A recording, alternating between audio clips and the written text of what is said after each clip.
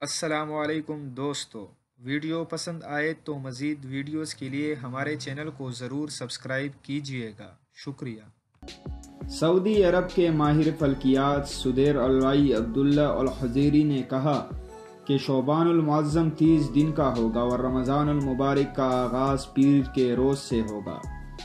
عرب T V کے مطابق سعودی ماہر فلکیات کا کہنا تھا کہ 29 شعبان کو رمضان المبارک کا چاند نظر آنے کا کوئی امکان نہیں ہے۔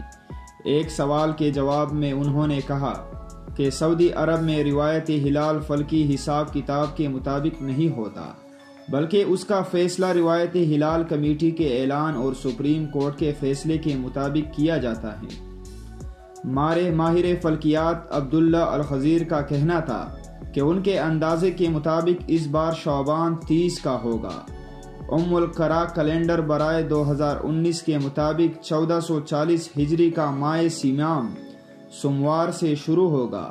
ایک دوسرے سوال کے جواب میں انہوں نے کہا کہ 5 مئی کو سعودی عرب میں فضا ابر آلود اور غبار آلود رہے گی، اس کے ساتھ ساتھ تیز ہوائیں بھی چلے گی۔ رمضان المبارک کا چاند نظر آنے کا امکان نہ ہونے کے برابر ہے، اس لیے یکم رمضان المبارک 6 مئی سوموار کے روز ہوگا۔